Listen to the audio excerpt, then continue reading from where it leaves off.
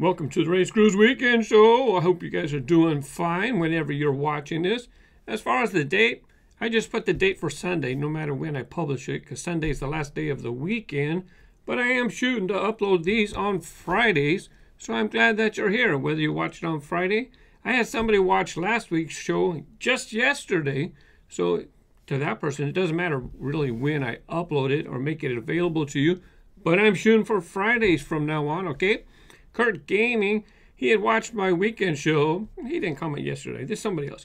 Kurt, he commented on that weekend show where I talked about Monster Jam being acquired by Spin Master, and he was saying that he hopes the details won't be stickers. Well, you know, let's go ahead and take a look. I put the monster trucks. Spin Master did the monster trucks from the movie, right? Practically the same size as Monster Jam. Fantastic details. So I put them on a turntable. Let's go ahead and check them out. Let's check them out. Look, they're practically the same size. Oh, the Hot Wheels Monster Jam do have bigger tires, but the distance between the axles is about the same. Nice textures to the tooling, multi-piece, and they do have painted on graphics. Here's a look at the base. You know, looks good to me. I've rolled them around and they roll just fine. The trucks don't have a lot of details or graphics because that's how they were in the movie. You can see headlights, turn signals. I don't need to point out all the details. You can check them out.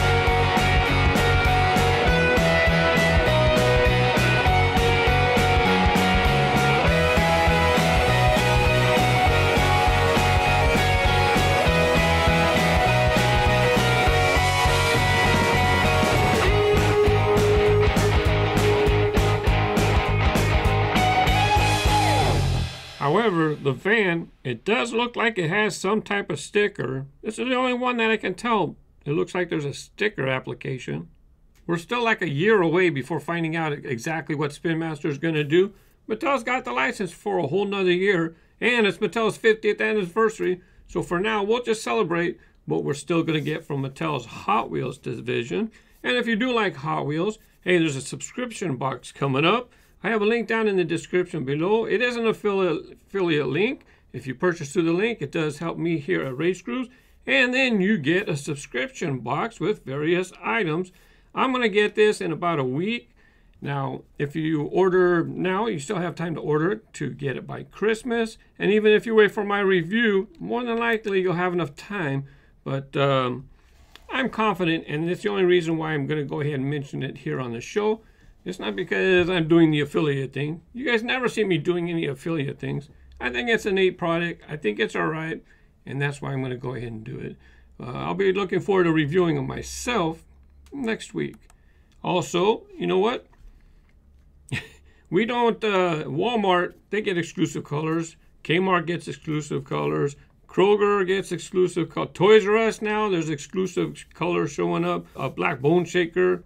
But for me, Target's the only one when I really can find some stuff. Because Walmart, you know, they bring out the pallets like before they close or overnight. I don't live near a Walmart, so I'm not hanging around Walmart. So I don't get those exclusives. Toys R Us, that's another story altogether. Kmart, I go to Kmart Collector's Day. And as far as Kroger, well, Ralph's is a division of Kroger here in California. So sometimes I get the Kroger exclusive colors, but if it's like a very cool casting, I don't get those either.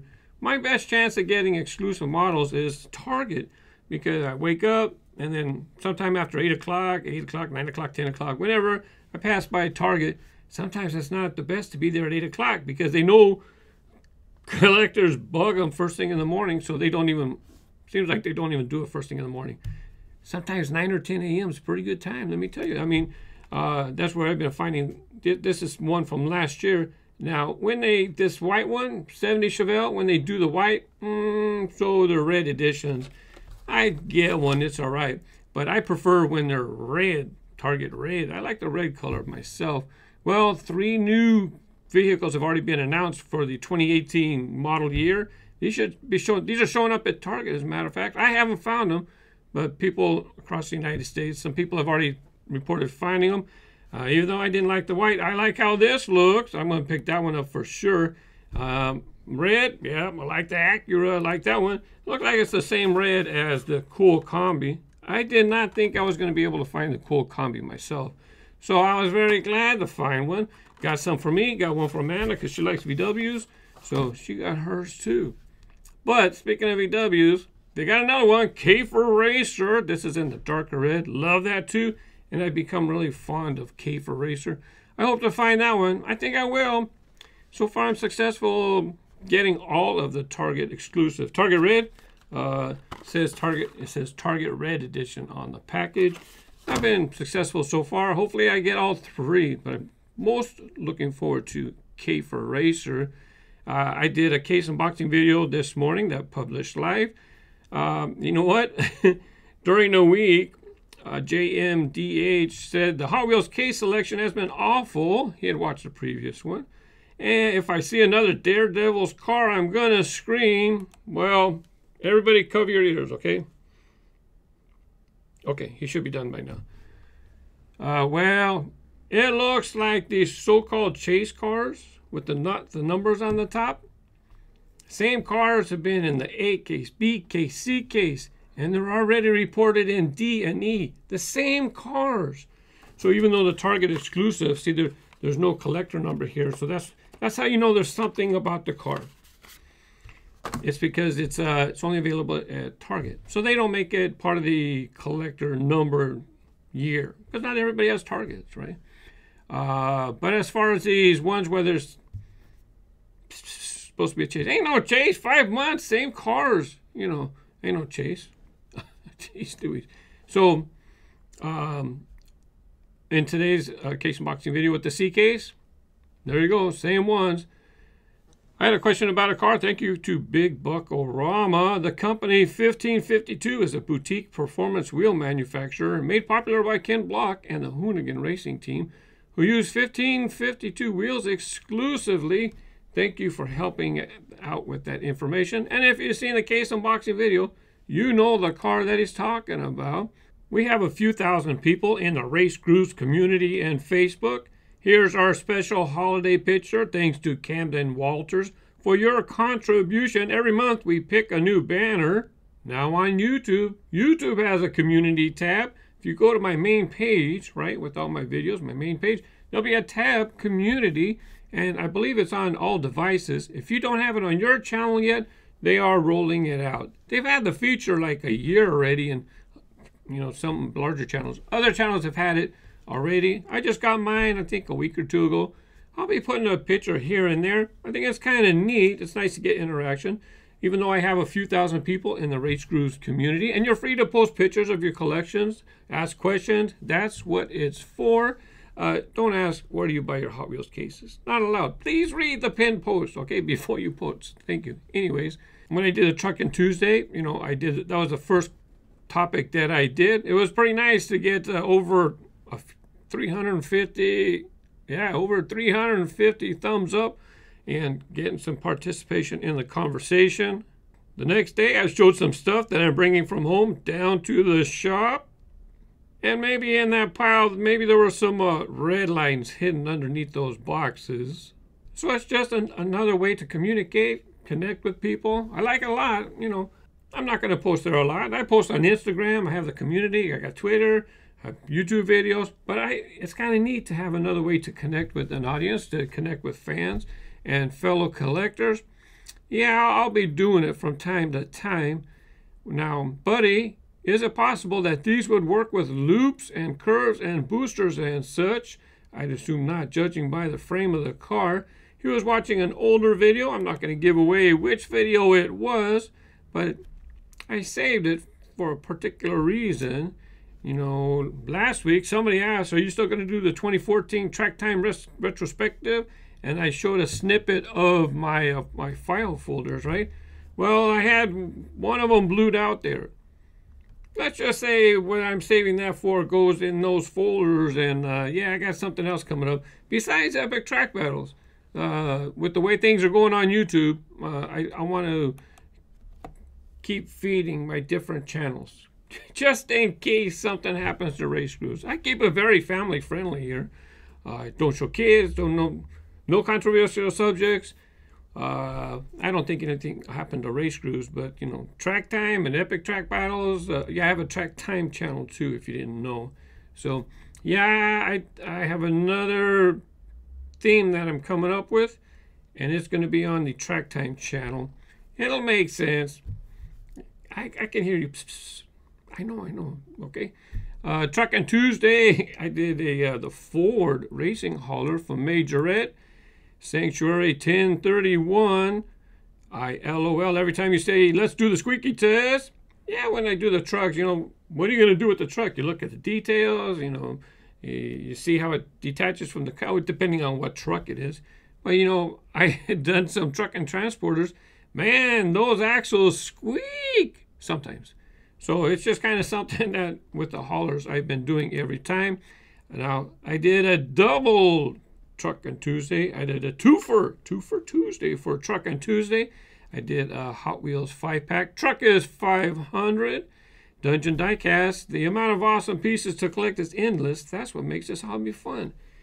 If you don't find stuff in the stores, right? You know, there's eBay. There's a 50 years of Hot Wheels just alone. And don't forget, there's other brands as well. So if you don't find stuff on, you know, in the stores, you can check eBay, you can check flea markets, hobby stores. There's a lot of stuff to collect. You don't always have to collect the stuff that's in the stores right now. All right, coming up next, somebody asked if I could share my Covelight collections. Okay, I'll give you a peek at some of my loose samples. Well, I still have one in the package. Coming up next. Sakar Sial, ask RaceGrooves, hey, you might have a lot of variations of cars. Can you showcase your collection of Covelight? I really love that car, and was also my first ever Hot Wheels car, aside from the Thunder Loop track set. All right, let me show you some of my collection.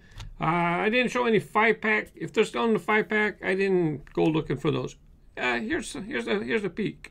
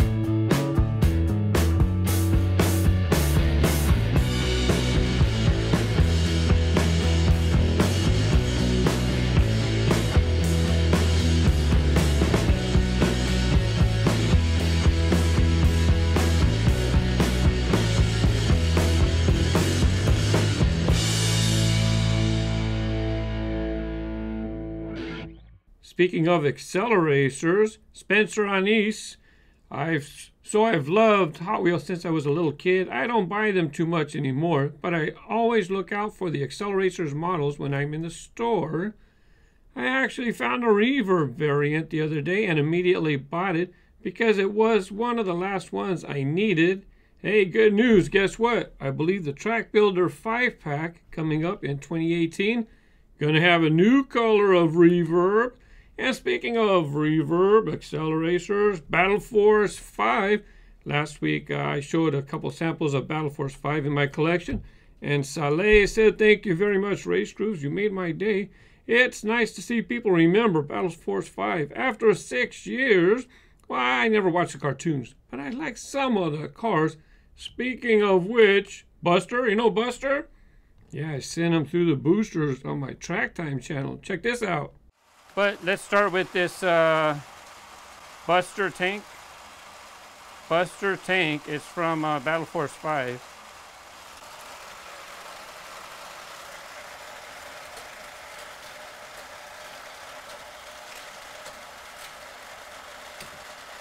Successful.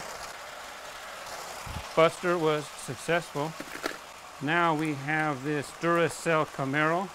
You can find the link to the rest of the snippets in that video in the description, or if I remember, I'll put it up in the tab. Now, I think I only had one off the pegs video this past week. Been very busy. And here's that Monster Jam box set that I was talking about. The only thing about making videos, I try to make the video kind of concise onto one topic, right? Well, I found some very cool multi-packs too. So what do I do for the thumbnail? Do I show the Monster Jam or do I have to show the multi-pack? You know, oh well. In this Monster Jam video, I show multi-packs, brand new multi-packs in John STF 72. Interesting multi-packs. Nice to see the Mazda Ferrari.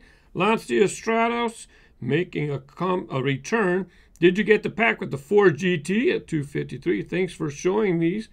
Oh yeah, of course I'm going to get the Ford GT. It's a favorite car. Usually I wait to see if it's going to show up in a single or maybe a 3-pack, 4-pack, 5-pack. Usually I wait, but couldn't wait. Brand new Ford GT LM, favorite car. And guess what? Matchbox. Yeah, Matchbox is going to have a Globe Traveler Series special premium Matchbox cars, rubber tires, and the Ford GT40 is one of the cars. You know, I don't know why I love that car. I just do. You know, you hear me mention from time to time that I did birthday parties for kids, right? I used to set up track sets and play sets, backyard birthday parties. People would hire me. I'd bring the stuff to the backyard. Instead of renting a jumper, well, they'd rent a jumper too. But imagine if you rented a party service. Well, that's what I used to do. And that's part of the reason why I have a lot of stuff. Well, one of those parties I went to, they had some very cool real cars too. I don't know if this Ford GT is a kit car or the real car. To be honest, I don't know. Perfect paint scheme. Got your Gulf colors. I wish I could remember the fella's name. I just can't remember his name. He's actually a friend of Adam Carolla. You can barely see his face there around the hood. By the way, this car's called a Sunbeam. I'm not familiar with it outside of these pictures. I don't know if I've even seen it before. Pretty rare cars from what I understand. And you know what? There was 2 of them. I hope you didn't mind the square pictures. As I took these a long time ago. Those pictures are kind of old. I haven't done birthday parties in like 10 years. So at the time, I don't even remember what camera I used to take those pictures. They had quite a few there. Woody and stuff. But those 2 cars are what really caught my eye. Of course, the Ford GT40. Diecast Collector 14. I've been able to start finding the Gone Fishing in Meijer here in Indiana. Because last week I did some Johnny Lightning Gone Fishing. And I thought they were just showing up at Hobby Lobby. Well, they started in Hobby Lobby. And if sales are good, then they can get them into more retailers. Well, I'm glad you have them in Meijer. But, you know, we don't have Meijer here in California. So when I went to Indiana for a convention, I think this is 2013. I'm not positive. I think it's 2013. You can let me know by the packages that you see in the store. Sounds like about the time period. This was an Invading Indiana video that I was going to do. Never got around to it. So let's just go ahead and share a little snippet that I took in Indiana some time ago.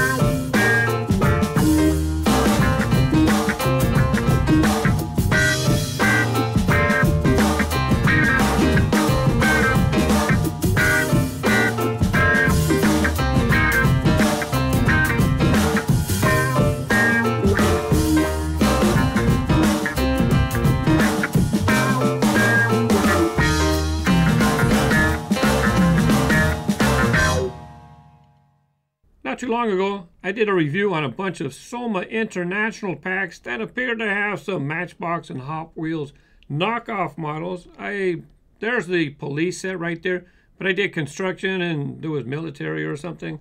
Well, this week I happened to find another one. Fire department, fire rescue, found it at DD's discounts for $4.99. They recolored the same 3 models that they did in the police set. Hot Wheels Off Duty, the Matchbox Airport Fire Tanker, and the 3rd model behind the price sticker is the Matchbox Torque Titan. Now they did change the casting on this. I think they made it a tow truck. You can check out my police video for that. Now talking about in-store video, way back then, you know, Amanda and Jeremy were with me in Target one time, and I just happened to be filming, and Jeremy didn't realize that I was filming him. He was quite fascinated with this toy. Check it out. Shut up. It's very interesting. Look at it. Look at it. Look at it. Look. Look. Okay, look at that hole. It's by a little switch. Do it. Oh. You're making a mess. Coming up, one more segment, Ask RaceGrooves. And guess what? We have a follow-up to the Toys R Us executives who want $1 million bonus for Christmas. Guess what? The judge said okay. Coming up next. Hey, thanks for sticking around. I'm glad you enjoy the show. Toys R Us, yeah, you know, they've lost so much money. Millions, or I forgot the numbers, like $500 million this year and $1.2 billion in the last 3 years, something. Just tons of money they've been losing, right? And then all of a sudden, so you know they're in bankruptcy, Toys R Us. Well, they wanted to tell the bankruptcy judge saying, yeah, but can we save like $14 or $16 million? I don't remember. I think it was 16, the original number. And they said, we want to give them bonuses if certain managers hit their performance targets. And I'm sitting there thinking, wait a second, you owe millions of dollars to your creditors, but yeah, you want to give millions of dollars in bonuses? You haven't even paid your bills? That makes sense to me. Anyways, they went to a judge, and NPR is reporting that a bankruptcy judge has ruled Toys R Us can dole out $14 million in incentives to help motivate its top executives. Ah, very nice. That's very nice. You know, you lose millions of dollars, but yeah, you can still get your bonus. You know, Judge Keith Phillips said the company can dole out $14 million in incentives to its top 17 executives. Now, it might seem like, oh, they're getting like $1 million almost a piece, right? But another report, right, one guy is getting a lion's share of that benefit. It's not like it's spread out amongst all those. One guy is getting the lion's share of that bonus. They're saying, the judge said, oh, okay, we'll go ahead. You want to incentivize your managers, so we'll go ahead and do that. The caveat is that the fiscal year earnings must first reach $550 million, which, according to reports, they might not even make that, but, you know, whatever. And they can even reach more if it's $641 million. And the company's lawyer said that target would be incredibly hard to achieve. And I'm sure that the public, you know, when they find out about these guys getting bonuses, you know what I'm talking about. Neon Skull, one of the only kids' toy channels that isn't really weird. Thank you very much. Try to have an honest channel. Talk about the toy car hobby. Have an honest relationship with my audience. I never got into any of those fads or those weird things and costumes. And I can't say certain words because then this video might get flagged. You know, certain videos. I hate this because you're afraid that your video is going to get flagged, right? It's not like it's bad, right? Baby videos. Put those words together. You know, a lot of people are doing those kind of videos, and they made they got millions of views. I never did that stuff, right? Yeah, they got terminated. Huge channels with millions of views. They already made their money. You know, they already made a ton of money. So so a lot of them are going to get their channels back, and YouTube's telling them, look, this is what you have to get rid of these videos. Certain videos, this and that. I wish I could help you guys out and let you know what is it that you can't do, you know. Well, look, for one thing, make sure you don't show kids crying. Make sure you don't show kids getting hurt. Don't be making kids' content and then having things that might be objectionable for kids, right? Don't do it. You know, another channel, I can't show, I blocked out their name. YouTube just says, you know, our community guidelines describe which content we allow and we don't allow on YouTube. Your video, blah, blah, blah, was flagged for review. Upon review, we've determined that it violates our guidelines. We've removed it from YouTube and assigned a community guideline strike or temporary penalty to your account. The problem is the community guidelines are a little ambiguous. They're kind of a little vague, and that's how things are usually done in legalese, right? They kind of keep it vague so this way they can interpret it how they want to, when they want to. YouTube doesn't exactly want to tell people this is exactly what you can do and this is what you can't do. To be honest with you, the reason they don't do that is because then people cheat, right? They start creating content that's just like that. Well, you know, create your content, how you're going to create your content. And if you want to be in the kids segment, just if kids are watching, set better examples. You can be funny, you can do this. Don't talk about things that go in kids, babies, diapers. You know what diapers are for, right? There's those two things that can go in there. One is solid, one's a fluid. Don't be putting that stuff in your kids' videos, right? And not your kids' videos. I'm talking about the videos you make for kids. It's just inappropriate, okay? Well, you know, I take that back. You can do it. It just means that advertisers don't want their ads shown with your videos. And if you're making videos for money, right, advertisers don't want to be in front of that kind of stuff. It's not good for their reputation. You might think, well, I can make those kind of videos. Well, go ahead, make those kind of videos. Even if YouTube allows you to stay around, your video will get flagged saying not suitable for all advertisers. Now, people were thinking, let's go to Vidme, and I started uploading stuff over to Vidme as well, right? Even though I wasn't even making any money yet. No ads were showing, free content, you could watch it over there.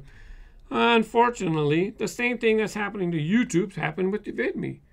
They're having a hard time with advertisers, and advertisers want them to target certain demographics, and they want them to do this and do that.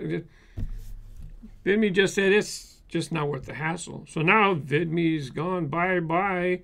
By the way, a lot of the stuff that I'm talking about in this show, I got links in the description. You can read the full news yourself. C.G. Coverman. Hello, I love your car races. Can you do more, please? Yeah, sorry. It's really hard, especially like what I'm talking with all these things going on with toy channels and views and what we can do, what we can't do. And I have goals for RaceGrooves, track time, epic track battles. And I know I've been talking about it for months, but things are happening. As a matter of fact, in the warehouse, I've even squared off more filming areas. So I'm going to build a fake wall right here. And this will be another area for me to film. Guillermo Enrique. I started collecting Hot Wheels when I was 5 years old. Now I'm 21. I still collect them. Most of them are real cars, but nonetheless, I still collect and love them. Those little cars are a passion for me, and find a channel like yours that talks about them and also play with them is very satisfying. I cannot wait for the epic track battles, LOL. Thank you very much for the great content. Awesome channel, awesome work. Greetings from Brazil. Obrigado. I like you. I'm glad you like the channel. Thank you very much. Have fun with your cars. Have fun collecting. Have fun playing. Do what you want to do. Jesus. As an adult that just happens to like toy cars, it's on me and others to help make it easier for you with keeping this area clean. Keep up the good content, RaceGrooves. And he's not talking about keeping that area clean in the warehouse. He's talking about the channel, the comments. Be nice to each other. Be respectful, right? We're all collectors. I treat everybody the same. I don't care what your age is. I don't care what you do with your cars. You can play, you can display. They're your cars. You bought them. You do what you want to do, right?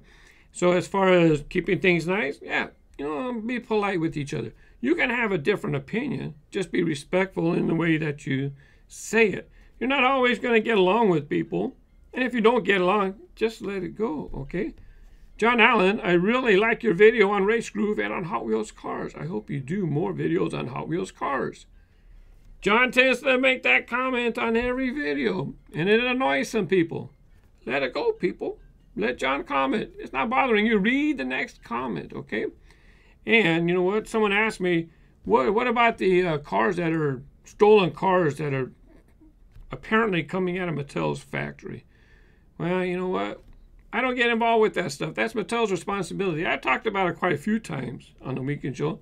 I don't know if they're being stolen. I don't know if the Mattel managers are allowing them to take stuff home.